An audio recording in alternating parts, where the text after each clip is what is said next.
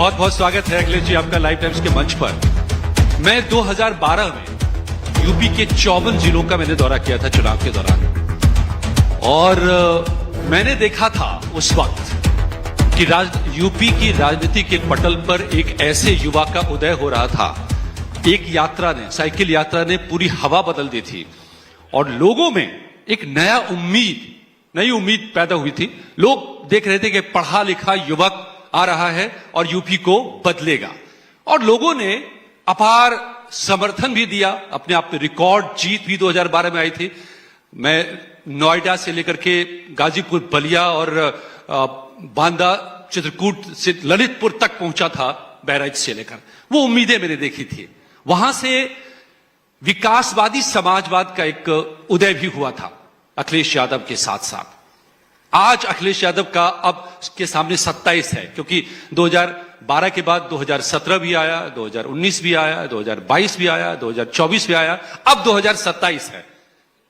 अब क्या है अखिलेश का नारा?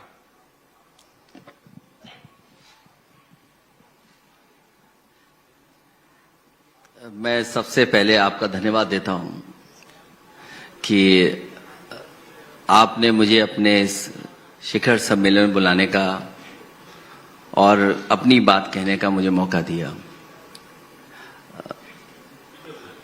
बात तो ये थी कि पहले मैं कुछ कह लेता, लेकिन अच्छा लगा कि सवाल से सब बात शुरू हो गई।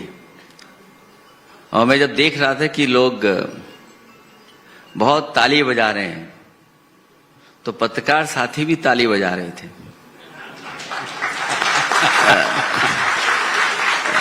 पत्रकार साथी सवाल पूछे तो अच्छा लगता है, ताली बजा करके अच्छा नहीं लगता।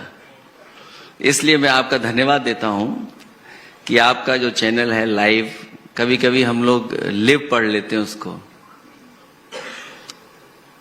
आजकल तो कोई सच्चा लाइव भी दिखा दे तो एफआईआर हो जाती है उस पर। और कुछ लोग ऐसे खुदगर्ज लोग हैं कि जो दूसरों के दुख पे खुशी मनाते हैं।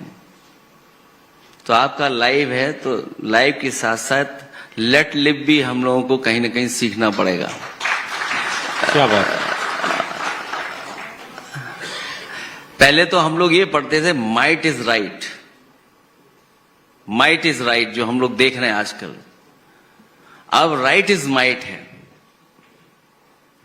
और क्योंकि वो संविधान हमें रास्ता दिखाता है, हमारा लोकतंत्र हमें संविधान देता है, संविधान हमें रास्ता दिखाता है कि वो माइट इज राइट वाला अभी समय नहीं है, अब राइट इज माइट है। इधर तो मैं आपको नया चैनल, इसके लिए बहुत बहुत बधाई भी दूंगा, लेकिन इधर हम लोग देखते हैं कि एक नए तरह का गठजोड़ शुरू हो गया है। और उसको कभी कभी हम लोग अपने शब्दों में कहते हैं कि मुखिया और खुफिया, कि अंदर ही अंदर मुखिया से तार मिले होते हैं खुफिया के। पूरा इन्वेस्टमेंट वहीं से आ रहा होता है। तो हम ये कहते थे कि जिसका दाना उसका गाना, लेकिन मुझे खुशी है कि आपका लाइव चैनल है, इसमें वो बात नहीं आएगी जो हम लोग और चैनलों के बारे में सोचते हैं। और ये अवधारणा दिलीप सर की है। दिलीप जी बताएंगे कि ये लाइव की अवधारणा क्यों है, क्या है? अखिलेश जी बोल रहे थे, पहले वो कंप्लीट करें, फिर मुझे लगता है कि ठीक है। सबसे पहले तो लाइव टाइम्स टीम के तरफ से मैं आपका हार्दिक अभिनंदन करता हूं, स्वागत करता हूं, और जो कीमती समय आपने हमें दिया है उसके लिए हम वाकई आभारी हैं। लाइव टाइम्स, जैसा आपने अंडरलाइन किया, आपने चिन्हित किया कि आप लाइव हैं, तो आपसे क्या उम्मीद है। इन्हीं उम्मीदों के लेके, इन्हीं बातों को लेके जब ये तय हुआ, जब हम लोग शुरुआत कर रहे थे, बोलते एक और चैनल देश में क्यों चाहिए, 400-500 चैनल तो है, एक और क्यों चाहिए। और जब हम बात करते थे लोगों से, तो लोग पत्रकारिता को, जैसे आपने कहा कि भाई आप ताली बजाने में अच्छे नहीं लगते, आप सच बोल ले, वही सवाल पूछने में अच्छा है, सच बताइए लोगों को। तो इसी मिशन को लेके, इसी सोच को लेके लाइव टाइम्स की शुरुआत हमने की है। और मुझे उम्मीद है कि जो बात आपने अंडरलाइन किया है, निष्पक्षता से आप सवाल पूछेंगे, निष्पक्ष आप रहेंगे और लाइव है तो वो गड़बड़ियां नहीं होगी जिसका आपको अनुभव हुआ है। तो हमारी पूरी कोशिश यही रहेगी कि अपने दर्शक तक ये शिकायत कम से कम हम उनको मौका दें कि इस तरह की कोई हमारे ऊपर कभी भी, हाँ, पत्रकारिता में कई बार ये होता है कि जो सूट नहीं करता है तथ्य, सच तो कड़वा होता है और कड़वा सुनना या देखना बहुत लोग पसंद नहीं करते। इसके बावजूद भी सच पे हम लगातार डटे रहेंगे। हमारे सहयोगी अजय झा और धीरज त्रिपाठी दोनों हैं। अजय जी ने शुरुआत की कि आपकी 2012 की यात्रा और उनका आखिरी था कि 2027 की क्या है। अब तमाम निगाहें, नजरें इस वक्त 2027 और आप लगातार, आपने पहले ही ऐलान कर दिया कि 27 में आपकी क्या तैयारी है। तो हम अपने दर्शक को जो खास करके देख रहे हैं, जो यहाँ बैठे भी हैं, ये 27 का जो मिशन है उसको अखिलेश जी कैसे देखते हैं और उस मिशन के बारे में अगर आप बताएंगे तो दर्शक को इस माध्यम से, क्योंकि ये विचार का मंच है, आपके विचार बहुत अहम है और इन विचारों का अहमियत रखती है लोगों के जहन में। तो सबसे पहले हम यही जानना चाहेंगे आपसे। मैं धन्यवाद देता हूं, हालांकि मैं वो बात वहीं पहुंच जाता। जहां तक यूपी का सवाल है, यूपी देश का सबसे बड़ा स्टेट है, देश का। और कभी कभी हम लोग ये सुनते हैं कि यूपी की पहचान नहीं थी पहले। सच तो ये है कि जो ये बोलते हैं कि पहचान नहीं थी, उन्हें पहली बार लोगों ने पहचाना ही 2017 में था, क्योंकि इस प्रदेश ने भारतीय जनता पार्टी को प्रधानमंत्री दिए हैं। आप क्या कल्पना कर सकते हैं कि उस प्रदेश के बारे में ये कहा जाए कि 2017 से पहले कोई पहचान ही प्रदेश की नहीं थी। इसी शहर से देश के अटल पूर्व प्रधानमंत्री जी चुनाव जीतते थे और देश के प्रधानमंत्री बने, 3 बार बने। और आज भी जो प्रधानमंत्री हैं वो इसी प्रदेश से हैं। तो पहचान तो थी इस प्रदेश की, और एक ऐसा प्रदेश जहां सब भगवानों ने जन्म लिया हो, उस प्रदेश को पहचान की जरूरत होगी। लोगों ने तो पहली बार तब पहचाना, कोई काला चश्मा लगा करके आए, तब पहचान हुई उनकी पहली बार। और जो बात स्टेट की है कि एक तरफ तो आपको इंफ्रास्ट्रक्चर बेहतर करना है, समाजवादी सरकार थी, जो काम हम लोगों ने किया वो आज भी एग्जाम्पलरी काम है। पहलगांव में अगर घटना न होती तो देश के प्रधानमंत्री जी जो 2 सबसे बड़े प्रोजेक्टों का उद्घाटन करने आ रहे थे, निवेली लिग्नाइट, जो समाजवादी सरकार में, उस समय की कांग्रेस सरकार थी, उस समय प्लांट आया था, वो समाजवादी सरकार की देन थी जिसकी वजह से वो प्लांट लगना शुरू हो गया था और सस्ती बिजली मिलती है। और दूसरी मेट्रो, और मुझे याद है कि उस समय लोकसभा के सांसद वहां से मुरली मनोहर जोशी जी थे, वो लगातार इस बात के लिए फॉलो करते थे कि मुख्यमंत्री जी कब दे रहे हैं कानपुर को मेट्रो। तो मैंने कहा कि आपकी मेट्रो बनेगी और उसका प्रस्ताव मैं दे चुका हूं, और मुझे खुशी इस बात की कि उसका जो मेट्रो समाजवादियों ने दी थी उसका उद्घाटन होने जा रहा था अभी। हालांकि वो चल रही है, लेकिन उद्घाटन होने जा रहा था। यूपी में जितनी मेट्रो दी गई हैं अभी तक, एक लखनऊ की मेट्रो पिछले 8 साल में 1 इंच आगे नहीं बढ़ी, समाजवादियों की देन है। कानपुर, आगरा, नोएडा से ग्रेटर नोएडा, दिल्ली से जोड़ने वाली नोएडा मेट्रो, और एक प्रस्तावित थी देश के प्रधानमंत्री जी के क्षेत्र में भी प्रस्तावित थी, लेकिन पता नहीं मुख्यमंत्री जी का, मुख्य और प्रमुख का, दोनों के इंजन टकरा रहे हैं कि क्या हो रहा है, जिसकी वजह से अभी तक न गोरखपुर में मेट्रो बन पाई है और न ही बनारस में बन पाई है, जबकि प्रस्तावित थी, बजट था उसका। अभी मैं एक बड़े प्रतिष्ठित अखबार के एड को देख रहा था, उसमें लिखा था कि 17 एक्सप्रेसवे यूपी में बनने जा रहे हैं। मैंने कई बार गिना और जानकारी हासिल की तो पता लगा कि इतने एक्सप्रेसवे तो नहीं बन रहे यहां पर। मैंने उस बात का ट्वीट किया और जब अपने सोशल मीडिया प्लेटफॉर्म पे और प्रेस नोट में भेजा और प्रेस में कहा, तो उसके बाद सरकार ने बड़ी बड़ी होर्डिंग लगाई और कहा कि हम 6 बना चुके हैं, 7 प्रस्तावित हैं। तो 7 और 6 13 और 4 बचे, वो कहां है? वो नगर सपनों में है। सोचिए, जो स्टेट सबसे ज्यादा लोकसभा के सांसद जिताता हो, अभी तो हम लोग नंबर 1 पर हैं, लेकिन दिल्ली की सरकार 3 बार बनाई यूपी ने। दिल्ली की तरफ से कोई भी एक्सप्रेसवे का अभी तक प्रोजेक्ट नहीं आया यूपी में, एक भी प्रोजेक्ट नहीं आया। पावर प्लांट नहीं आया, कोई नया आईआईएम नहीं आया, नया कोई एम्स नहीं आया, आपकी कोई इंस्टीट्यूशन नहीं आई, IIIT कोई नया नहीं आया।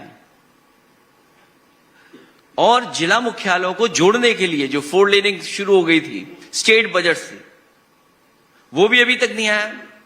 तो एक तरफ तो इंफ्रास्ट्रक्चर का काम जो होना चाहिए था, पता नहीं दिल्ली और लखनऊ वाले मिलकर के क्या कर रहे हैं। यहां तो सुनने हमारा सड़कों पे टायर फेंक रहे हैं, और लग तो ये रहा है कि इस बार बुलडोजर का भी टायर फेंक दिया उन्होंने, इसलिए बुलडोजर चला ही नहीं। और ये कोई रामजस सुमन जी को धमकी नहीं है, ये रामजस सुमन जी और हमको धमकी नहीं है। ये जो कानून व्यवस्था का सवाल है, इसकी धज्जियां उड़ा दी उन लोगों ने। ये चुनौती यहां के पुलिस प्रशासन को दे रहे हैं। ये जो चुनौती मिली है वो उन लोगों के लिए है जिन्होंने 0 टॉलरेंस कहा हो, उनके लिए चुनौती है कि आपकी स्टेट में कुछ भी हो रहा है।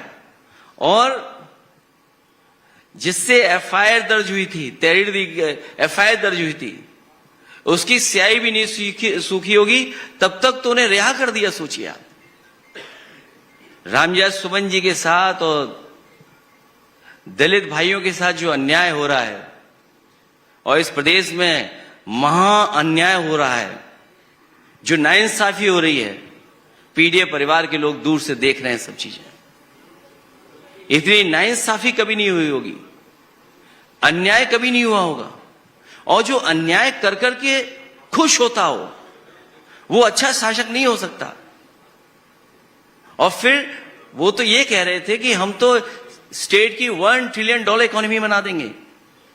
मुझे लगता है कि अधिकारी भी उन्हें घुमा रहे हैं, जैसे खुद वो गाय में घूम रहे हैं अधिकारी लोग, वैसे अधिकारी लोग घुमा रहे हैं। अगर $1 ट्रिलियन इकोनॉमी चाहिए तो उसके लिए इन्वेस्टमेंट कितना होना चाहिए, गवर्नमेंट की तरफ से इन्वेस्टमेंट कितना आना चाहिए, प्राइवेट इन्वेस्टमेंट कितना आना चाहिए।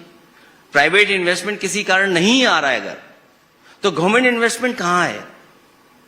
और अगर गवर्नमेंट इन्वेस्टमेंट है तो दिख कहां रहा है, कहां पर लग रहा है इन्वेस्टमेंट? क्योंकि अगर इन्वेस्टमेंट आया तो आपने इंसेंटिव दिया होगा कोई ना कोई बजट से, उसके लिए बजट रखा हुआ इंसेंटिव के लिए। सुनने में तो ये आ रहा है कि इंसेंटिव ही कमीशन बन गया है, जो इंसेंटिव दिया था वो कमीशन है। और अभी जो अधिकारी लापता हैं, अंडरग्राउंड हैं, वो कोई कमीशन और इंसेंटिव की वजह से नहीं लापता है, वो जो बंटवारा होना था उसमें झगड़ा हो गया, इसलिए वो लापता है, अभी भी अंडरग्राउंड है। और ढूंढने की जरूरत नहीं है, यहीं से ज्यादा से ज्यादा बहुत करीब हैं वो, 2 किलोमीटर जगह होगी। अब तो मैं ये कह रहा हूं कि जो एक रोड मैप समाजवादी सरकार में तैयार हुआ था, जहां हम बैठे हैं, अगर हम राइट साइड में देखें तो रिवर फ्रंट बन रहा था, देश का one of the best river front था, और इसमें गोमती में पानी साफ बहता है, ये एग्जेम्पलरी काम होता। उसके आगे आप डायल 1090 देखोगे, वुमेन पावर लाइन बनाया नहीं उन्होंने, लेकिन होर्डिंग बनाकर के उस पर लगा दी कि ये उनका प्रोजेक्ट है। आप बाईं तरफ चले जाइए, मायावती जी का तो दिखता है इधर, पीछे की तरफ बहुत ऊंची इमारत दिख रही है, जेपीएनआईसी। हमने तो ये भी कहा कि जैसे और प्रोजेक्ट आपने बेच दिए हैं, जेपीएनआईसी भी बेच दो, हमें कोई आपत्ति नहीं है। हमें केवल खुशी इस बात की मिलेगी, कम से कम जेपीएनआईसी चलने लगा और लोगों को दिखेगा कि देश का one of the best infrastructure project ये दिखाई देगा और दिल्ली बंबई से बड़ा ऑडिटोरियम इसमें दिखाई देता। उसके आगे लोहिया पार्क है, तमाम अधिकारी जो अन्याय कर रहे हैं वो वहीं टहलते हैं सब, जो इस उत्तर प्रदेश के करप्शन में शामिल हैं वो लोग भी उसी में टहलते हैं। दाईं तरफ चले जाएं हम लोग तो जनरेशन पार्क दिख जाएगा। इसी सड़क से अगर हम लोग जाएं, अंडरपास, फ्लाईओवर, वो सड़क, वो जनरेशन पार्क और फिर जो बिल्डिंगें दिखाई दे रही हैं वो सब समाजवादियों की बनाई हुई हैं। चाहे राइट साइड देख लें, चाहे हम सामने देख लें, सब समाजवादियों की बनी हुई है। और सामने वो एक इकाना स्टेडियम दिखता है। मैं एक चीज यहां गौर कर रहा हूं, अभी तो शुरू ही नहीं हुआ, अभी तो इकाना पहुंचा हूं।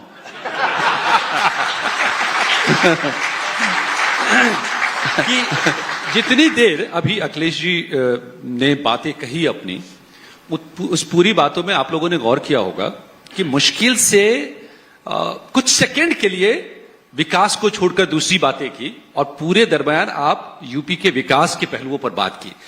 मैंने शुरू में जिक्र किया कि विकासवादी समाजवाद का उदय हुआ था अखिलेश यादव के उदय के साथ में।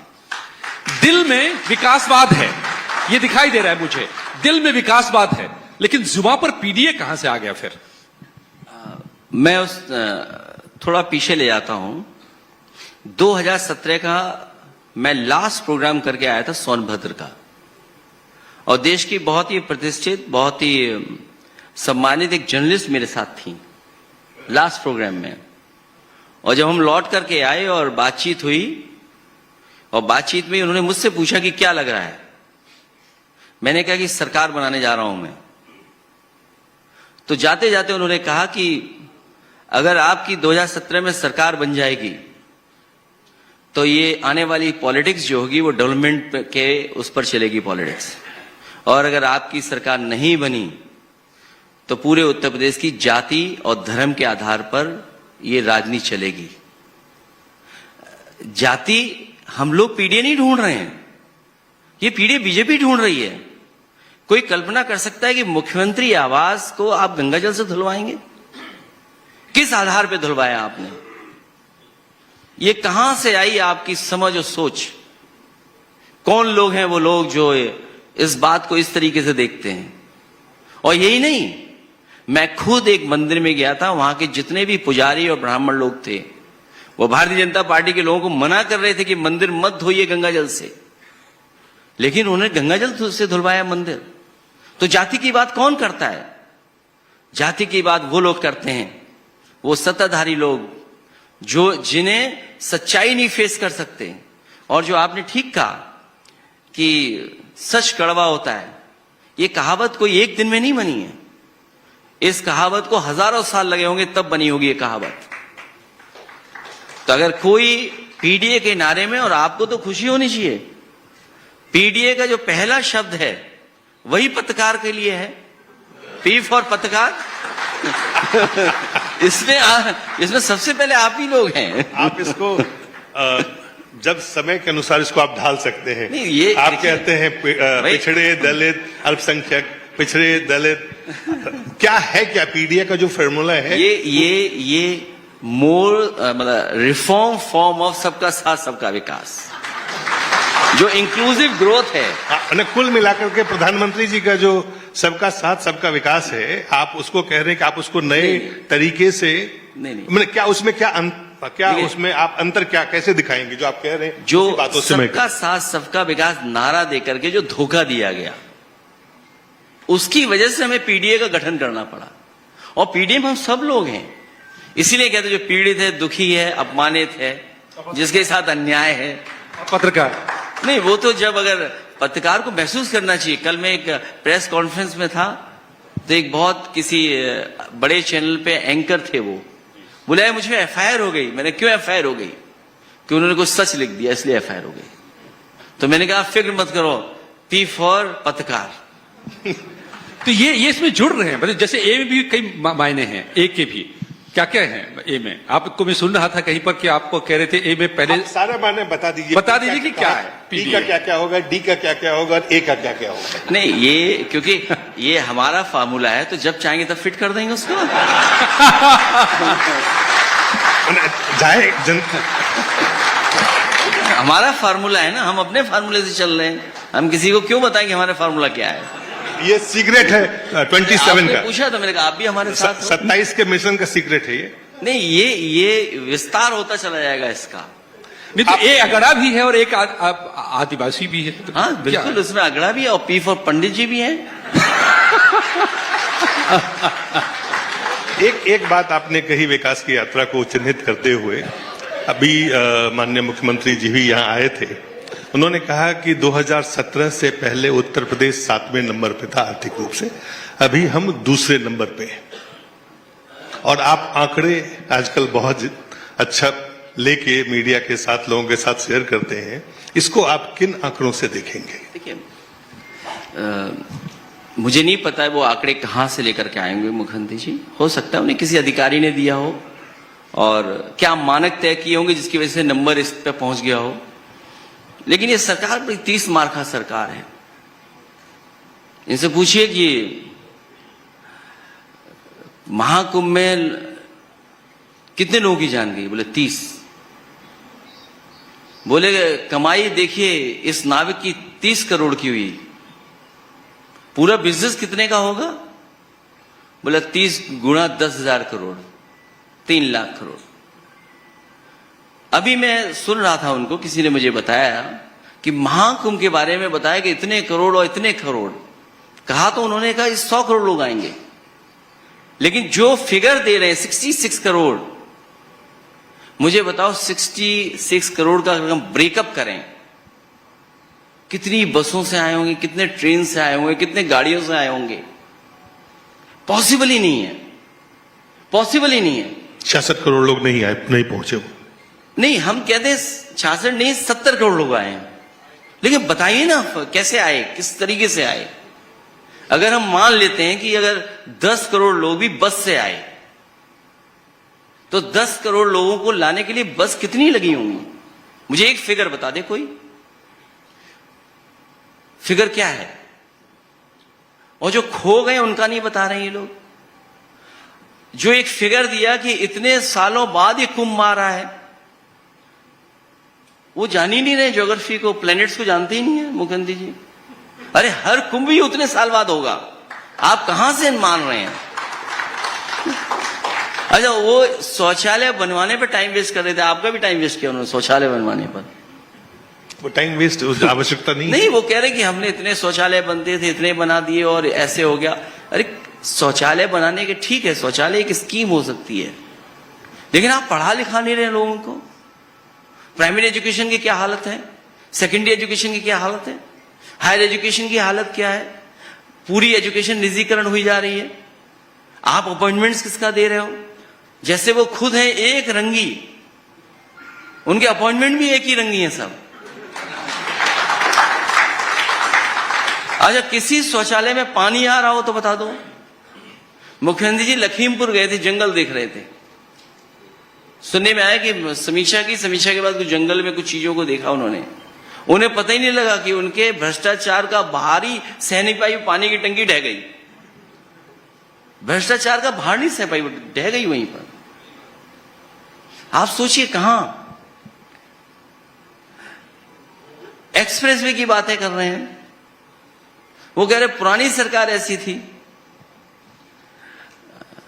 गोरख धंधा हम लोगों ने देखा है। 90 किलोमीटर की सड़क है जो 22 में शुरू होनी थी, आज तक नहीं शुरू हो पाई। हमारे मुख्यमंत्री जी कोई तो बताए कि हर सड़क एक्सप्रेसवे नहीं होती है, एक्सप्रेसवे अलग होता है। उन्हें अधिकारी बोल रहे हैं ये सड़क भी एक्सप्रेसवे है।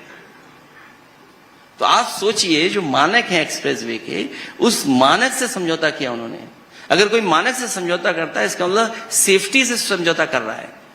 इंडियन रोड कांग्रेस कहती है कि ऐसे मानक होने चाहिए एक्सप्रेसवे के, आप समझौता कर रहे हो एक्सप्रेसवे से। भारतीय जनता पार्टी की जो भी स्कीम बनती है, उसके संग पहले करप्शन वाली स्कीम बनती है, किससे पैसा कैसे निकाला जाएगा। कई इनके ऐसे प्रोग्राम हैं जिससे वही स्कीम बनाते हैं। अब आप सोचिए, घटना पहलगांव में हुई है और लोग दूसरी की चर्चा कर रहे हैं जो पहले घटना हुई थी। पहलगांव में आ गए लोग, लोग शहीद हो गए। सवाल हमसे पूछ रहे हैं चीजों का। हमारे देश के इतने लोगों की जान कैसे चली गई? हमारे घर में कैसे आतंकवादी आ गए? लोग पहलगांव के साथ साथ पुलवामा की भी चर्चा करने लगे। अब तो बच्चे बच्चे जान रहे हैं। हम सब इंटेलेक्चुअल जो इंफॉर्मेशन रखते हैं, हमें आपको जानकारी मिलती है, हम और आप लोग तो चर्चा करते ही चीजों की, लेकिन अभी तो बच्चे बच्चे कह रहे हैं कि कोई सिक्योरिटी नहीं थी, वहां कोई फोर्स नहीं था। बताओ, 1.5 घंटे कोई फोर्स नहीं था। ऑल पार्टी मीटिंग में तो आपने ये बात उठाई होगी। नहीं, हम लोगों को जो सुझाव रखने थे वो हमने सुझाव रखे वहां पर। क्या सुझाव थे कि आगे? नहीं, वो तो इसलिए नहीं बता सकते कि प्रधानमंत्री जी की मीटिंग में उनको ही बता सकते हैं।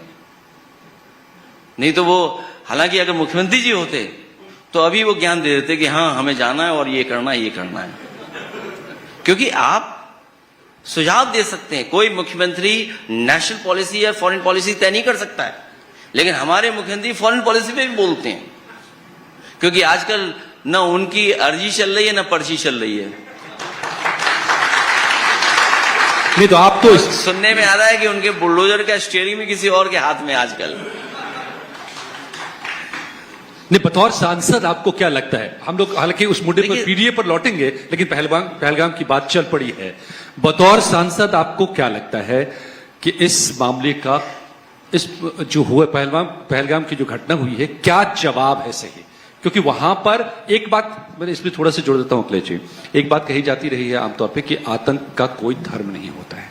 बात भी सही है, लेकिन इस बार जिस तरीके से वहां आतंक को अंजाम दिया गया, धर्म पूछ करके, क्या उसने नैरेटिव को बदल दिया है और इसका जवाब क्या होना चाहिए? पहलगांव और आतंकवाद के खिलाफ पहलगांव के लोगों को जिनकी जान गई, शहीद हुए, उनको न्याय मिले। पूरे देश की जनता सरकार के साथ है, बीजेपी के साथ नहीं है, सरकार के साथ है। और जितनी भी पॉलिटिकल पार्टीज हैं उन्होंने एक साथ समर्थन दिया और कहा कि सरकार को जो ठोस कदम उठाइए आप। जो चीजें निकल करके आ रही हैं और जो बात आप कह रहे हैं, सच्चाई यही है कि आतंकवाद का कोई धर्म, कोई जाति नहीं है। और पहली बार हम लोग देख रहे हैं, इधर बहुत दिनों बाद हम लोग देख रहे हैं, देश की पूरी जनता आतंकवाद के खिलाफ है। कश्मीर के लोग आतंकवाद के खिलाफ हैं। इतना सड़क पर निकल करके आए। जो नुकसान हुआ है कश्मीर का ज्यादा हुआ है, वहां के लोगों का ज्यादा हुआ है। देश का तो हुआ ही हुआ है, लेकिन उनका बहुत हुआ है नुकसान। आखिरकार लापरवाही किसकी थी? वहां जाने के लिए प्रोत्साहित कौन कर रहा था? बीजेपी के लोग ही तो कहते थे जाइए वहां घूम करके आइए। आपने सुरक्षा क्यों नहीं दी वहां पर? आपकी इंटेलिजेंस क्या कर रही थी? और एक इंस्टीट्यूशन नहीं इंटेलिजेंस की, न जाने कितनी एजेंसीज वहां काम करती हैं, पैरेलल एजेंसीज काम करती हैं। उसके बाद ये घटना हो जाए। और फिर नोटबंदी में आपने कहा था कि कोई आतंकवाद नहीं आएगा, आतंकवाद नहीं होगा। उसमें कमी आई है आतंकवाद में, आपको लगता है मोदी जी के प्रधानमंत्री बनने के बाद, या नहीं आई है? पहलगांव के बाद कोई भी डाटा अगर सरकार देगी, कोई स्वीकार नहीं करेगा। क्योंकि पहलगांव जैसी घटना कोई कल्पना नहीं कर सकता था कि इतने टूरिस्ट, निर्दोष लोग जो खुशियां परिवार के साथ मनाने गए, उनकी जान चली गई। और किस तरीके से जान ली गई ये सबने देखा है। कोई स्वीकार नहीं, कोई डेटा इसका समझौता नहीं कर सकता। भारत में एक, मैं बिल्कुल ये समाजवादी पार्टी के रूप में नहीं, एक अखिलेश यादव जी पूर्व मुख्यमंत्री हैं आप, और आपकी पार्टी बहुत मजबूती से लोकसभा में अभी एक मजबूत दल के रूप में है। आतंकवाद का जो लगातार देश हम देखें तो बहुत लंबे समय से आतंकवाद का एक तरह से उसका आतंक का परिणाम देश झेल रहा है। समय आ गया है क्या राजनीतिक तमाम जो राजनीति अभी लगातार हम सोशल मीडिया बाकी देखते हैं कि लोग ये कहते हैं कि ये एक ऐसा मुद्दा है जिसपे कि कोई सियासत, किसी तरह की राजनीति नहीं होना चाहिए। समय आ गया है जिस तरह से निर्दोष जाने जा रही है, इसको रोकने का एक कलेक्टिव विजडम के साथ देश को इसको आगे बढ़ना चाहिए। क्या इस चीज को कहीं पे भी किसी पॉलिटिकल फोरम पे आपने महसूस किया है कि पॉलिटिकल पार्टीज के बीच में भी ये इसको लेके सहमति है? मैं एक बिल्कुल एक ये सियासी सवाल से अलग है। देखिए, क्योंकि सवाल बहुत इंपॉर्टेंट है, नेशनल सिक्योरिटी और हमारी इंटरनल सिक्योरिटी से संबंधित है। लेकिन जिम्मेदारी सरकार की बनती है। सरकार को नाइंसाफी नहीं करनी चाहिए किसी के साथ। कोई अगर लिख दे, कोई कुछ कह दे, उन पे एफआईआर दर्ज करा रहे हैं आप। यहां की एक प्रोफेसर लेडी, उन पे एफआईआर दर्ज करा दी। एक अपना पक्ष रखती हैं, उन पे एफआईआर करा दी दर्ज। और याद कीजिए कि सबसे पहले पॉलिटिकल लाभ किसने लिया? भारतीय जनता पार्टी के छत्तीसगढ़ के, उनके अपने पार्टी के हैंडल से क्या पिक्चर आई, क्या इमेज बनकर के आई। तो ये भारतीय जनता पार्टी को हर जगह पॉलिटिकल लाभ नहीं लेने का सोचना चाहिए। जब देश इंटरनल सिक्योरिटी और टेररिज्म के खिलाफ है, पूरा देश उनके साथ है। इसको हम डेमोंस्ट्रेट कर रहे हैं। ठोस कदम उठाना है तो ठोस कदम क्यों नहीं उठा रहे हैं आप उठाइए ठोस कदम, देश आपके साथ है। क्या ठोस कदम हो सकता है? नहीं, मैं क्यों बोलूंगा, मैं क्या बोल सकता हूं, मुझे जो बोलना होगा मैं सरकार से बोलूंगा। लेकिन उन्हें जितना सावधान रहना पड़ेगा, क्योंकि ठोस कदम उठाने से पहले उन्हें, जो हम लोग देख रहे हैं, हम लोग थोड़ा टेक्निकल भी हैं, पार्ट ऑफ सिविल इंजीनियरिंग किए हैं, तो इतना पानी कहां रोकोगे, जलबंदी कैसे कर लोगे? कहीं ऐसा तो नहीं है जलबंदी भी नोटबंदी जैसा निकले? आपका बैकग्राउंड भी रहा है, आप सैनिक स्कूल से पढ़े हैं। इसीलिए मैं कह रहा हूं कि आप अगर कह रहे हैं हम जलबंदी कर देंगे, आजकल सोशल मीडिया है, आजकल इंफॉर्मेशन बहुत फास्ट ट्रेवल कर रही है। कोई भी ऐसा नहीं है जो देख ना रहा हो, सुन नहीं रहा हो, समझ नहीं रहा हो कि आपको कितना बड़ा इंफ्रास्ट्रक्चर चाहिए होगा। आप झूठ बोल करके नहीं निकल सकते हैं। आपको इंफ्रास्ट्रक्चर चाहिए, आप पानी रोकोगे कैसे? वापस आते हैं 27 पे, मिशन 27 पे। और ये एक सवाल है उत्तर प्रदेश में, जहां से हम शुरुआत की, वो नेशनल एजेंडा पे थे। नेशनल एजेंडा के बाद हम आते हैं, एक लगातार हमने देखा है कि लोकसभा चुनाव के बाद, चाहे वो महाराष्ट्र हो, चाहे हरियाणा हो, चाहे दिल्ली हो, भारतीय जनता पार्टी की जीत हुई है। और इस तमाम जगह पे एक विशेष कारण रहा है कि अपोजिशन यूनिटी वहां नहीं दिखा, क्योंकि जो मार्जिन रहा है जीत का वो बहुत बेहद कम रहा है। उत्तर प्रदेश में और 27 में अपोजिशन यूनिटी, और जो इस वक्त के हालात हैं जहां पे आपकी लड़ाई है, वहां अपोजिशन यूनिटी कहां खड़े है, कहां पे है? जो भी परिणाम आए हरियाणा और महाराष्ट्र के, उन परिणामों को लेकर के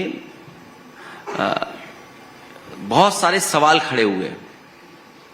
वोटर लिस्ट को देख करके, वोटर लिस्ट में नंबर्स बढ़ जाने को लेकर के, डिलीट वोट हो जाने का संबंध को लेकर के, आपने शाम को परसेंटेज ये बताई, 15 आपने फिर 2 घंटे बाद ये परसेंटेज बताई। ये तमाम सवाल खड़े हुए हैं। अभी जो यूपी में हाल में बाई इलेक्शन हम लोगों ने देखा, आप बंदूक से रोक रहे हैं, पुलिस से रोक रहे हैं, ट्रांसफर पोस्टिंग किसकी होनी है। आपने तय कर लिया कि ये लोग पीडीए परिवार के लोग पोस्ट नहीं होंगे, उनको कहीं पोस्टिंग नहीं जाएगी, प्रिसाइडिंग ऑफिसर वो नहीं होंगे, पुलिस के थाने में नहीं होंगे, सीओ नहीं होंगे, एसएसपी नहीं होंगे, डीएम नहीं होंगे। ये पूरी तैयारी की। इसलिए मैं कहना चाहता हूं कि 2027 में भारतीय जनता पार्टी की 420 नहीं चलेगी। बाई इलेक्शन में तो चल सकती है, लेकिन 403 सीटों में इनकी 420 नहीं चलेगी, क्योंकि जितने ने हथकंडे अपनाने थे सब हथकंडे अपना चुके हैं। सीसीटीवी पे पकड़े गए, वो जो बैलेट में वोट गड़बड़ कर रहे थे, डिलीट वोट में पकड़े गए ये लोग। इसलिए जितने ये हथकंडे अपनाते थे वो सब हथकंडे हम लोगों ने जान लिए, समझ लिए, और यूपी ने अभी अभी हराया है इनको। यूपी का सबसे अच्छा ये है कि जो लोकसभा जीतता है उसी की सरकार बनती है। आपने सवाल का जो पहलू था अपोजिशन यूनिटी, उसको आपने दरकिनार कर दिया। देखिए, यूनिटी में इंडिया गठबंधन है हमारा, और कहीं नहीं दिखा इन चुनाव में, इंडिया गठबंधन दिखा ही नहीं। वो क्योंकि हमारे जो बड़ा दल है, उनका बड़ा दिल नहीं है, वो मैं नहीं कहूंगा, लेकिन हमारी कोशिश। यही लोग कह रहे हैं, जो अपोजिशन के, जो आपके और भी जो इंडी गठबंधन के लोग हैं, ये कहते हैं कांग्रेस पार्टी का दिल बड़ा होना जरूरी है अगर इंडी गठबंधन को बेहतर प्रदर्शन करना है और बीजेपी के साथ लड़ना है। तो आप इस बात में को मानते हैं? जो हार होती है बहुत सिखा के जाती है चीजों को। मुझे उम्मीद है कि जो अपने बड़े दल हैं वो इन बातों को समझेंगे, लेकिन यूपी में समाजवादी पार्टी बड़ा दल है, ये बड़ा दल है समाजवादी पार्टी, इसलिए समाजवादी पार्टी उनको साथ लेकर के आगे बढ़ेगी। और हमारा मुख्य लक्ष्य ये है कि भारतीय जनता पार्टी का मुकाबला करें और उनकी जो 420 होती है, इस बार 403 में उनकी 420 हम लोग नहीं चलने देंगे।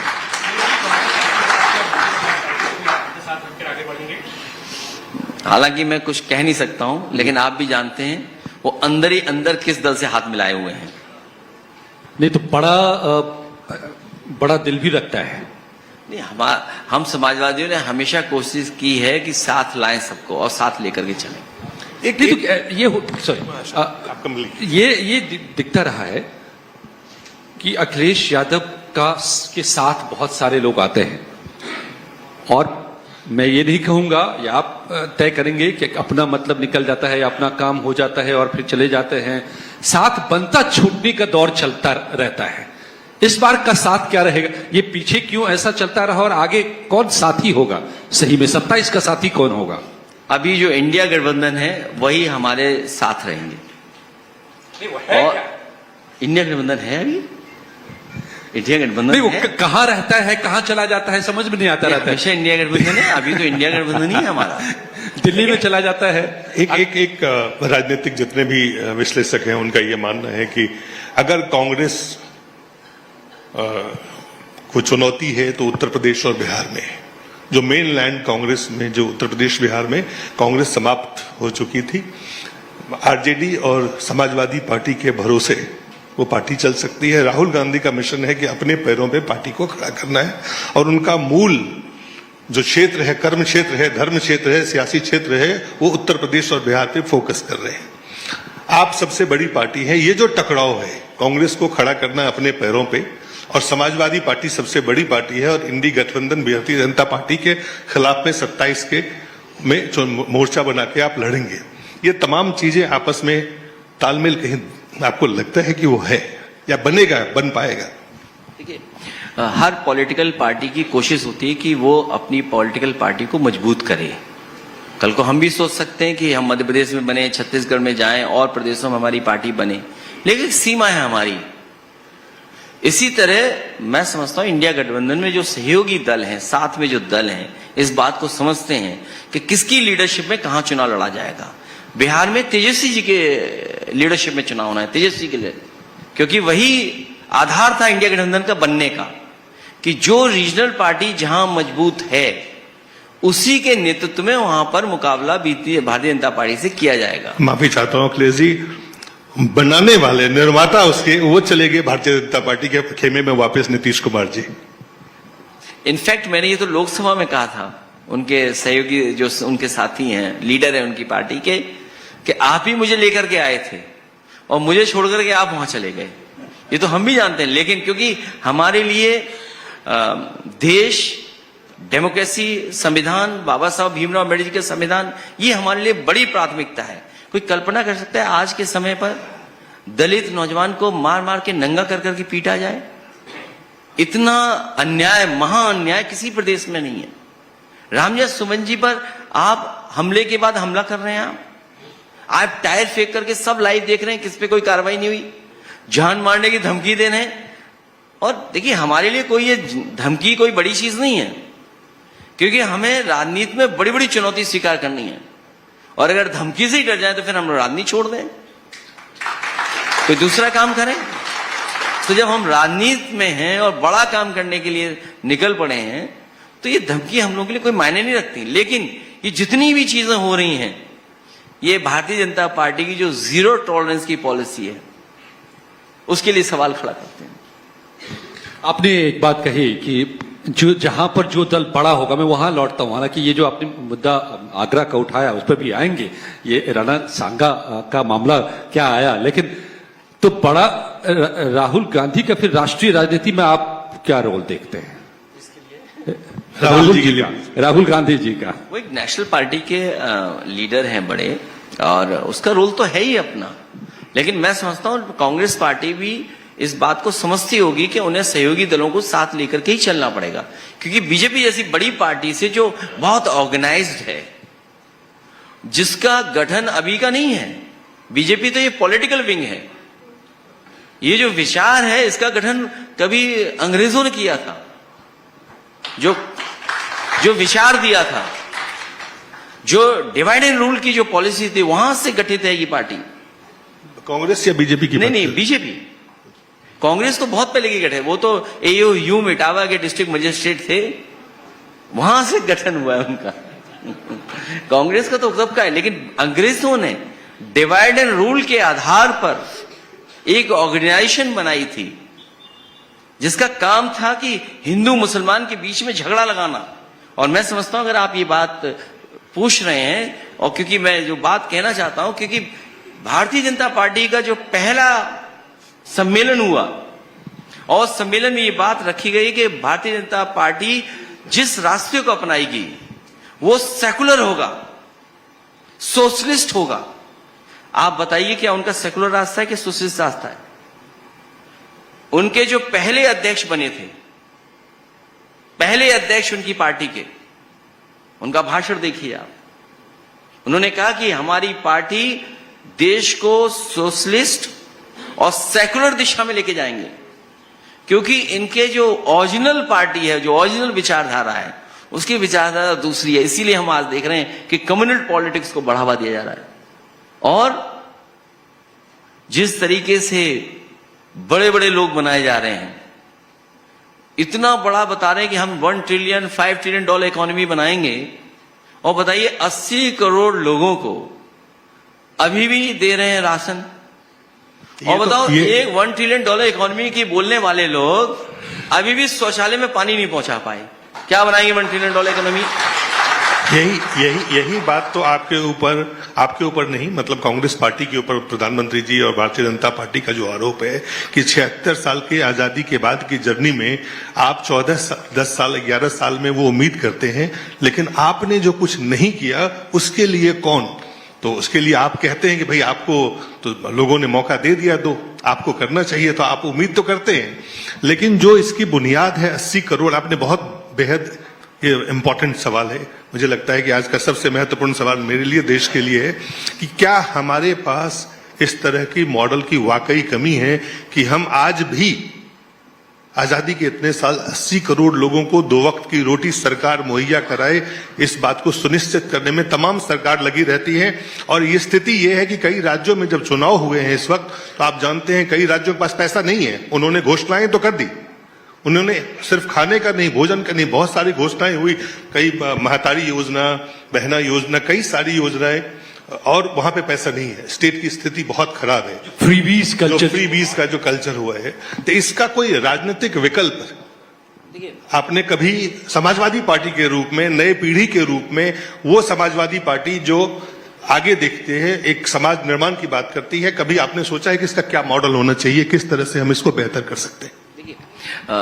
ये बातें जो खास करके फ्रीबी और 80 करोड़ जो आपने कहा, बात मैं वहीं पहुंचा देता हूं कि सरकार की जो जिम्मेदारी है, सरकार वेलफेयर स्टेट की तरह काम करेगी। एक तरफ तो इंफ्रास्ट्रक्चर हमें बेहतर करते रहना पड़ेगा, और दूसरी तरफ हमें सोशल स्कीम्स को लगातार देते रहना पड़ेगा, क्योंकि हमारे गरीब लोगों की भी आबादी बहुत है, लेकिन उनको ऊपर लाने के लिए हम शिक्षा पे कितना ध्यान दे रहे हैं।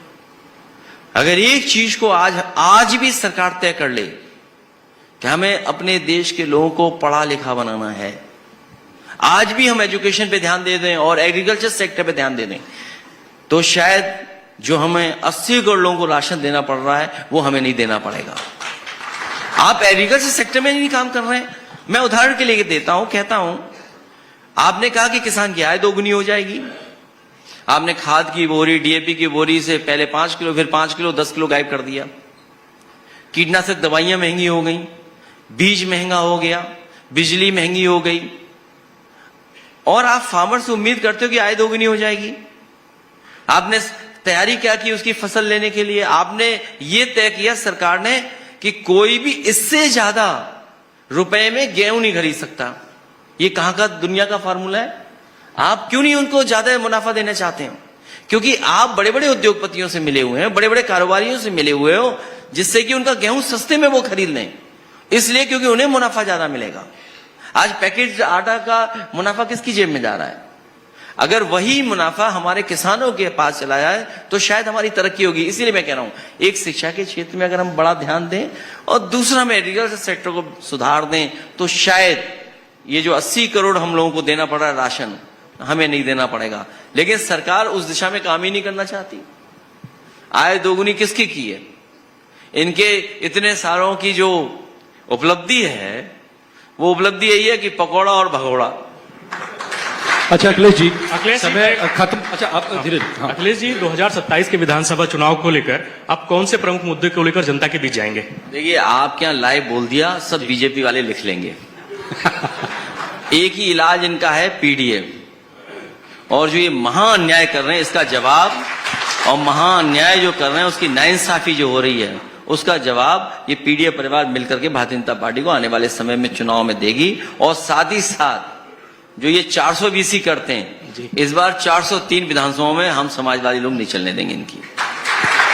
अच्छा एक आध सवाल छोटा छोटा मैं ले रहा हूं और छोटा सा जवाब, वक्त भी खत्म हो रहा है। अगर आपकी बहुत सारी शिकायतें हैं मुख्यमंत्री जी से, आपने कही सारी बातें, आपके सामने मुख्यमंत्री आते हैं मान लीजिए, तो क्या आप कहेंगे एक चीज की ये तो तुरंत बंद कर दीजिए? मैं उनसे कहूंगा एक्स बनने के लिए बहुत धन्यवाद। आप एक्स होने जा रहे हैं। अखिलेश जी, चलिए आप मुख्यमंत्री बन गए तो पहला कदम क्या उठाएंगे आप? मैं सबसे पहले आपको शॉल पहनाऊंगा और मिठाई खिलाऊंगा। लेकिन आपने दो चीजें चिन्हित की कि शिक्षा और कृषि, तो क्या उसके लिए कुछ विशेष आपने सोच बना के रखा है कि ये दो बुनियादी चीजें? मैं बहुत बेसिक, बहुत लंबा ना करके, जब मैं एक्सप्रेसवे बना रहा था तो मैंने एक्सप्रेसवे के किनारे मंडी बनवाई थी 100 एकड़ के। और क्योंकि बाबा रामदेव जी भी भूल गए थे योगा, वो भी अब और चीजों में आ गए, तो उन्हें भी मैंने 500 एकड़ जमीन दी थी कि मुझे उम्मीद थी कि ये भी कोई ना कोई काम ऐसा करेंगे जिससे हमारे किसानों को लाभ होगा। और जितना एक्सप्रेसवे बना, हम इसके किनारे मंडियां बनाना चाहते थे जिससे किसानों को सपोर्ट कर सकें। डेयरी प्लांट्स का काम शुरू कर दिया था। अमूल से मैंने 3 प्लांट के लिए समझौता किया था, 2 हमारी सरकार में लग गए थे, एक के लिए जगह चिन्हित हो गई थी, बाद में प्रधानमंत्री जी ने आकर के उसका उद्घाटन किया। ये वही अमूल के प्लांट हैं जो समाजवादियों ने कभी उनके साथ मिलकर के बनाए थे। इसी तरह पराग, क्योंकि पराग अमूल से पुराना है हमारी संस्था, 2000 करोड़ रुपए हम लोगों ने इन्वेस्ट किए थे जिससे कि हमारा पराग भी अमूल के बराबर प्रोडक्ट्स बनाने लगे। और उसका परिणाम यह हुआ कि सबसे ज्यादा प्रोक्योरमेंट बढ़ा मिल्क का। तो अगर एग्रीकल्चर सेक्टर में आपने एक्सप्रेसवे इसलिए बनाया क्योंकि किसान को लाभ देना चाहते थे, इन्होंने मंडियां बनाना बंद कर दी। कोई भी मंडी 8 साल में नहीं बनाई इन्होंने। दिल्ली वाले बोलते हैं कि हमने 2 लाख करोड़ एग्रीकल्चर सेक्टर के इंफ्रास्ट्रक्चर को बेहतर करने के लिए पैसा दिया। किसको दिया ये बता दें हमें, कौन सी मंडी बनाई? अगर इन्होंने 8 साल में एक भी मंडी बनाई हो तो बता दें हमें। आप डबल इंजन सरकार को, और दूसरा, आप डबल इंजन सरकार को क्रेडिट नहीं दे। और सबसे इंपॉर्टेंट, आज ही मैंने अखबार पढ़ा अपने कन्नौज का, हालांकि न प्रधानमंत्री जी ने उमरदा देखा होगा, न सांसद हेमा मालिनी जी ने उमरदा देखा होगा। ये दोनों लोगों का मैं इसलिए नाम ले रहा हूं कि पहला यूपी का काऊ मिल्क प्लांट के प्रोडक्ट्स बनाने का प्लांट मैंने अपने कॉन्स्टिट्यूंसी में लगवाया, और one of the best modern milk plant लगवाया। और काऊ मिल्क प्लांट के जितने इसलिए लगाए क्योंकि काऊ मिल्क के ही प्रोडक्ट्स उससे बनेंगे। प्रधानमंत्री जी ने उद्घाटन किया, बनाया समाजवादियों ने, उद्घाटन प्रधानमंत्री जी का है। और दो लोगों का नाम मैंने इसलिए लिखा कि पटिया पे नाम दोनों का लिखा हुआ है वहां पर उद्घाटन में, प्रधानमंत्री जी का और हेमा मालिनी जी का। क्या लेना देना है उमरदा में उनका, लेकिन प्लांट बंद हो गया वो। अच्छा समय एकदम खत्म हो गया अखिलेश जी। एक चीज, अच्छा आप एक सवाल है, ये जो बात आपने कही कि इंफ्रास्ट्रक्चर बेहतर करें जिससे हमारे किसान को लाभ पहुंचे। एग्रीकल्चर सेक्टर हो गया, आपका मिल्क का है, क्योंकि मिल्क का प्रोक्योरमेंट हम लोगों ने 20 या 30 लाख लीटर प्रतिदिन बढ़ाया था। तो अगर कोई स्टेट 30 लाख लीटर बढ़ा दे प्रोक्योरमेंट मिल्क का, तो सोचो किसान के पास कितना पैसा जा रहा है। और अगर ये इंफ्रास्ट्रक्चर बन जाता तो किसान को सीधा सीधा लाभ पहुंचता मंडी के माध्यम से, जो इस सरकार ने काम रोक दिया। इन्होंने एक नया अमूल प्लांट लगाया हो तो बता दें, एक नया, वो भी गुजरात की है, और प्रधानमंत्री हमारे हैं। अगर एक भी प्लांट लगाया हो तो बता दीजिए, क्योंकि मुख्यमंत्री जी की ना अर्जी ना पर्ची कुछ चल नहीं रहा है। एक आखिरी सवाल, हालांकि सवाल तो बहुत सारे हैं लेकिन समय बिल्कुल कम है, समय की पाबंदी है। आपने कहा कि 27 के लिए आपने जितनी भी चीजों को चिन्हित किया उसमें कहा बीजेपी कम्युनल पॉलिटिक्स करती है। बीजेपी के नेताओं का खास करके बहुत सारे हैं, वो कहते हैं अखिलेश जी कम्युनल पॉलिटिक्स करते हैं, मुस्लिम तुष्टीकरण की राजनीति करते हैं। ये आप भली भांति जानते हैं आरोप। तो पीडीए 27 और ये जो आरोप है उसको आप कैसे देखते हैं, ये तीन चीज को? अभी ईद थी तो प्रधानमंत्री जी ने भिजवाया था कुछ, नाम भूल रहा हूं, ईदी भी सौगात मोदी, सौगात मोदी। क्यों भिजवाया था आपने? क्यों भिजवाया था आपने? क्या मैं तुष्टीकरण मानूं इस बात को? अगर हम ईद मना रहे हैं, ये हमारे देश की खूबसूरती है, ये हमारे देश की पहचान है कि हम सब मिलजुल करके रहते हैं, मिलजुल करके रहते हैं और आज से नहीं रह रहे हैं। मुसलमानों को आप डराते हैं कि बीजेपी से आप डराते हैं, उनका आरोप तो यही है। नहीं, डराते नहीं है हम लोग, भारतीय जनता पार्टी डराती है। जो नाइंसाफी अगर कोई कर रहा है तो वो भारतीय जनता पार्टी कर रही है। महा अन्याय कोई मुसलमान भाइयों के साथ कर रहा है तो वो भारतीय जनता पार्टी कर रही है। भारतीय जनता पार्टी नाइंसाफी और उनके साथ महा अन्याय करना छोड़ दे, उनके साथ भेदभाव करना छोड़ दे। क्यों नहीं छोड़ते वो लोग? भारतीय जनता पार्टी क्यों नहीं छोड़ती? उनकी भाषा देखिए आप।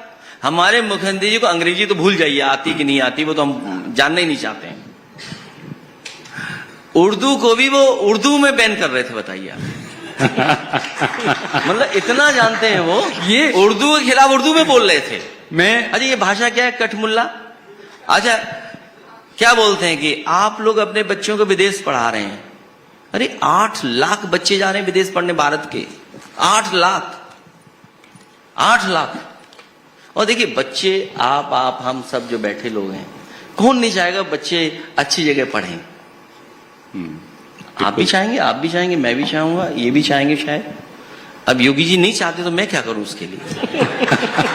मैं एक चीज देख रहा हूं कि आमतौर पे बड़े ही शांत सौम्य किस्म का व्यक्तित्व है अखिलेश जी का।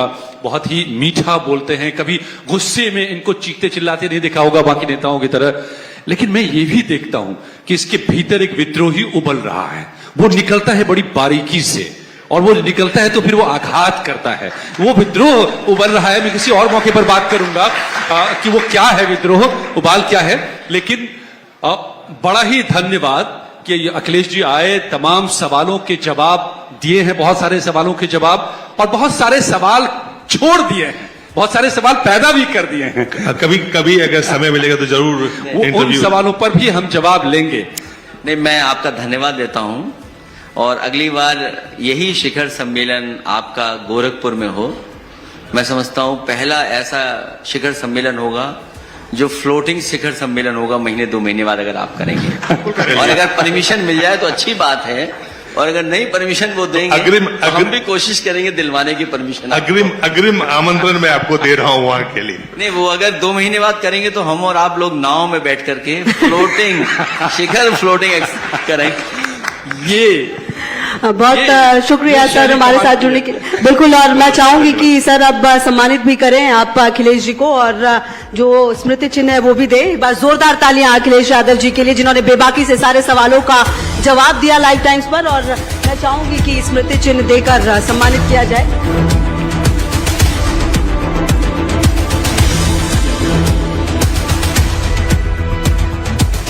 एक बार जोरदार। तो हमारी वीडियो अच्छी लगी हो तो हमारी वीडियो को लाइक करें, शेयर करें व हमारे चैनल को सब्सक्राइब कर बेल आइकन को दबाना न भूलें।